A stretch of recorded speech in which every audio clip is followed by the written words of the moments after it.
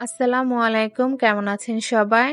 আজকে আমি আপনাদের সাথে শেয়ার করব কিভাবে চুলায় তৈরি করে নিতে পারবেন পারফেক্ট পিৎজা। ওভেন ছাড়াই আজকে আমি আপনাদেরকে চুলায় তৈরি করে দেখাবো পারফেক্ট চিকেন পিৎজা। দেখতেই পারতেছেন যে পিৎজাটা কতটা পারফেক্ট হয়েছে।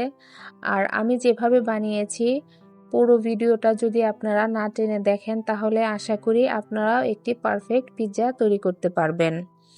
তো চলুন, প্রথমে আমি এখানে 2 কাপ পরিমাণ ময়দা নিয়ে নিয়েছি আর এখানে পরিমাণ মতো লবণ দিয়ে দিয়েছি। আপনারা আপনাদের স্বাদ অনুযায়ী দিয়ে দিবেন। তারপর এখানে দিয়ে নেব 1 টেবিল চামচ পরিমাণ চিনি আর 1 টেবিল চামচ পরিমাণ ইস্ট। তারপরে সব শুকনো উপকরণগুলো আমি হাতের সাহায্যে ভালোভাবে মেখে নেব। তারপর আমি এখানে দিব কুসুম গরম দুধ। আপনারা এই ডোটা দুধ দিয়েও করতে পারেন, আবার গরম পানি দিয়েও করতে পারেন। তো আমি দুধ দিয়েই করেছি, আর দুধ দিয়েই যদি এই ডোটা করি তাহলে খেতে ভালো লাগবে। এখন আমি অল্প অল্প দুধ দিয়ে আস্তে আস্তে করে নরমাল একটি রুটি বানানোর ডো তৈরি করে নেব। বেশি শক্তও না, আবার নরমও হবে না। আমরা যে সবসময় রুটি বা পরোটা খেয়ে থাকি, ডোটা ঠিক ওই রকমই হবে।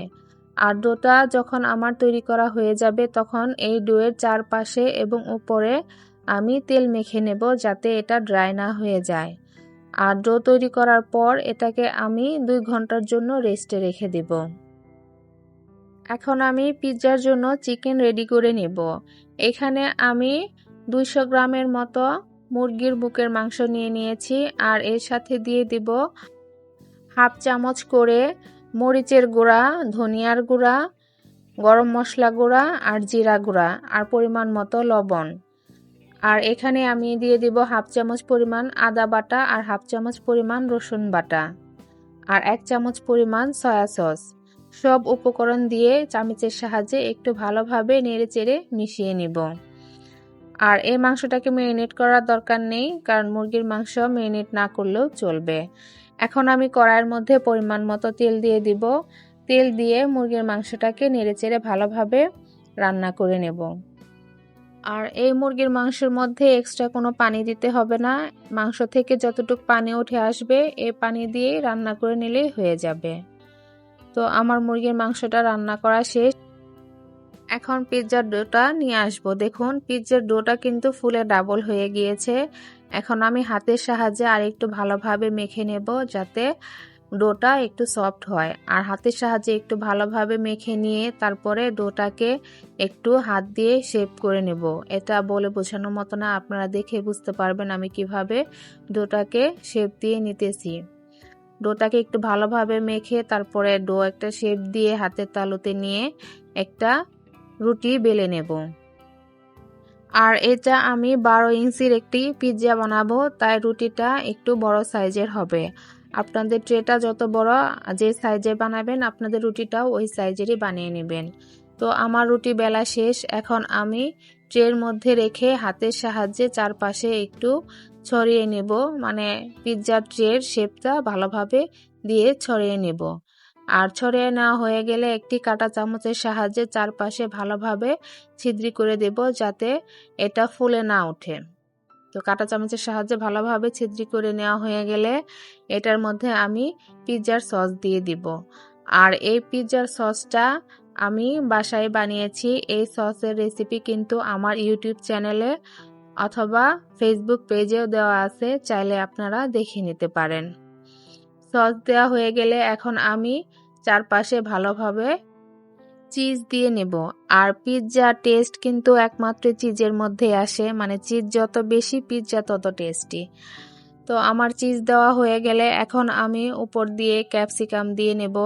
আপনারা আপনাদের পছন্দ মতো জিনিস দিয়ে ডেকোরেশন করে নেবেন, যার যেটা ভালো লাগে। তো আমার ক্যাপসিকাম দেওয়া হয়ে গেলে এখন আমি উপর দিয়ে ছোট ছোট করে টমেটো কুচি দিয়ে দিব।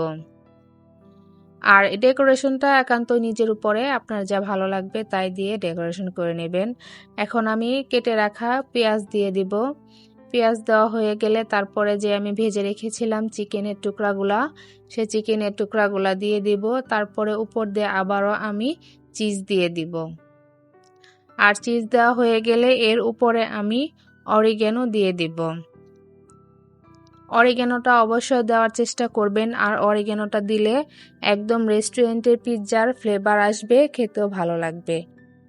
এখন আমি চুলায় বড় সাইজের একটি কড়াই বসিয়ে দিয়েছি, আর আজকের পিৎজাটা আমি চুলায় কড়াইয়ের মধ্যেই করে নেব। আর কড়াইয়ের মধ্যে আমি কোনো স্ট্যান্ড দিইনি, কারণ আমার ট্রেটা নিচ পর্যন্ত যে লাগে না, উপরেই থাকে। আপনাদের যদি নিচে লেগে যায় তাহলে কড়াইয়ের নিচে অবশ্যই একটি স্ট্যান্ড বসিয়ে দিবেন। আর পিৎজা দেওয়ার আগে কড়াইটাকে অবশ্যই আপনারা 2 মিনিট হিট করে নেবেন, তারপরে পিৎজা ট্রেটা দিয়ে দিবেন। আর এই পিৎজাটা বেক করতে আমার মাত্র 20 থেকে 25 মিনিট সময়ের মতো লেগেছে।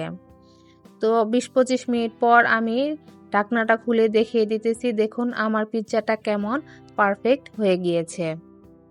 এখন আমি পিৎজাটা আপনাদেরকে কেটে দেখাবো যে পিৎজাটা আসলে কতটা পারফেক্ট হয়েছে। আর বাসায় তৈরি করলে কিন্তু খাবারের মানও ভালো হয়, আর খেতেও বেশি ভালো লাগে। নিজের হাতে তৈরি করা খাবারের স্বাদই কিন্তু আলাদা, আর পরিবারের সবাইকে নিয়ে খেলে আরও টেস্ট বেড়ে যায়। আমি যেভাবে দেখিয়ে দিয়েছি এভাবে যদি আপনারা স্টেপ বাই স্টেপ ফলো করে পিৎজা তৈরি করেন, ইনশাল্লাহ আপনারাও পারফেক্ট পিৎজা তৈরি করতে পারবেন। তো আমার রেসিপিটি যদি ভালো লেগে থাকে অবশ্যই একটি লাইক এবং কমেন্ট করে দিবেন, এবং আমার চ্যানেলের সাথে থাকবেন। ভালো থাকবেন সবাই। আল্লাহ হাফেজ।